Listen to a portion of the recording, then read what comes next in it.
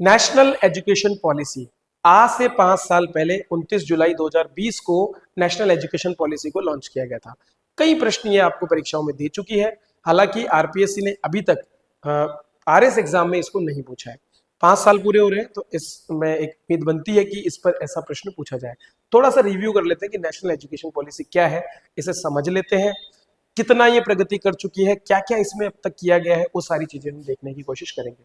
तो 5 years of transforming India's education landscape, लगभग 34 सालों के बाद में कोई नई नीति हमारे यहाँ पर लाई गई थी 2020 में। 1986 में हमारी पिछली राष्ट्रीय शिक्षा नीति आई थी और वो बदलाव की आवश्यकता महसूस कर रही थी, इसीलिए 2020 में नई नीति को यहाँ पर लाया गया। ठीक है, 5 साल उसके पूरे हो गए।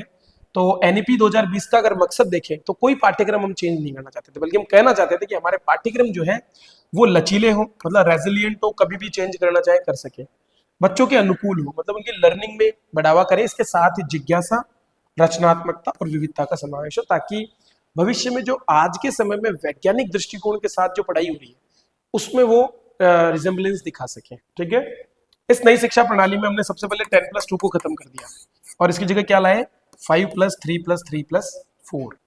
अब इसमें जो 5 है ये प्ले आधारित है, मतलब दूसरी क्लास तक का बच्चा जो है क्या करे, केवल जो है खेल खेल में शिक्षा ग्रहण करे, उसकी व्यवस्था की गई। तो एक नेशनल करिकुलम फ्रेमवर्क बनाया गया। ठीक है, तो नेशनल करिकुलम फ्रेमवर्क में हमने एक तो फाउंडेशनल स्टेज रखी, ठीक है, और दूसरे में हमने सेकेंडरी स्टेज रखी।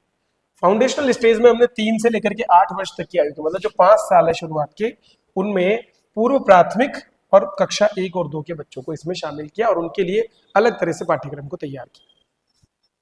जो सेकेंडरी स्टेज है उसमें हमने 8 से लेकर 18 साल की आयु, मतलब एक तो प्रिपरेटरी स्टेज हो गई, ठीक है, और दूसरी हो गई सेकेंडरी स्टेज, मतलब एक तो 3 से लेकर 8 साल की उम्र हो गई 2 चरणों में, 3 से 6, 3 से 5 और 6 से 8, और दूसरी हो गई 9 to 12, जिसको हम सेकेंडरी स्टेज बोल सकते हैं। ठीक है, तो इस दोनों के अंदर इनको सम्मिलित किया और इनके लिए अलग तरीके से पाठ्यक्रम को डिजाइन किया। तो एक नेशनल करिकुलम फ्रेमवर्क, मतलब हमारा पाठ्यक्रम कैसा होना चाहिए उसको तय करने में इन्होंने काफी भूमिका निभाई है।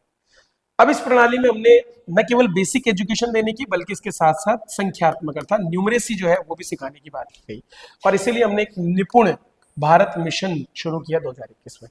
अब इसमें आपने देखा होगा कि अभी परख करके सर्वेक्षण आए हैं, उस पर मैंने बात की थी आपको कि क्या कुछ उसमें अलग अलग क्लासेस के लिए है। तो परख सर्वेक्षण के माध्यम से जो हम देख रहे हैं वो दरअसल निपुण के अंतर्गत किए गए कामों को ही दर्शाता है। तो पाठ्यक्रम को चेंज किया और उसके बाद ये भी देखा कि कितना बच्चे सीख पा रहे हैं, लर्निंग कितने लेवल पर हो पा रही है, उस पर भी इन्होंने काम किया। तो तीसरी कक्षा तक के बच्चे को पढ़ना, बुनियादी गणित सिखाना, ये सब इसमें सम्मिलित था।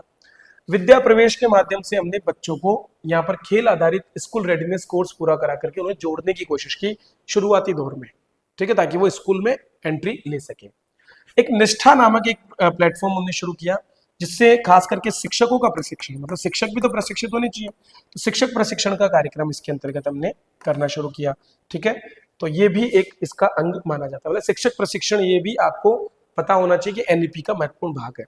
अगला जो भाग है वो है मल्टीलिंगुअल शिक्षा, मतलब एक भाषा में नहीं, त्रिभाषा फॉर्मूला की हमने यहाँ पर बात की कि 2 भाषा तो हिंदी और इंग्लिश, और उसके साथ साथ कोई भी एक अन्य भाषा जो वहाँ की लोकल लैंग्वेज हो उसमें यहाँ पर बच्चों को एजुकेशन दी जाए। तो बहुत से नए बुक्स यहाँ पर इसमें जोड़ने का प्रयास भी किया गया है।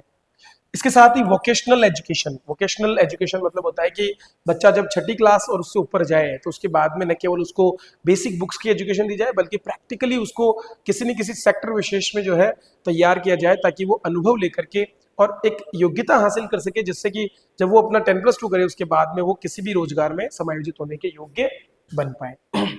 दीक्षा नामक प्लेटफॉर्म पर हमने टेक्नोलॉजी का प्रयोग करते हुए बहुत सी भाषाओं में सामग्री देने की कोशिश की है। इसी तरह से पीएम ई विद्या के तहत हमने DTH channel, direct to home services के माध्यम से घर बैठे लोगों को दूरस्थ शिक्षा उपलब्ध कराने के लिए चैनल्स भी इसमें शुरू किए। तो ये कुछ मतलब प्रयास है जो हमारे इस राष्ट्रीय शिक्षा नीति के अंतर्गत किए गए हैं और जो इसके मूल उद्देश्यों से रिजेम्बलेंस दिखाते हैं। तो ये थे दोस्तों आज के करंट अफेयर्स, जिसमें हमने बहुत महत्वपूर्ण टॉपिक्स को कवर अप करने की कोशिश की है, जो सीधे सीधे आपके सिलेबस से जुड़े हुए हैं।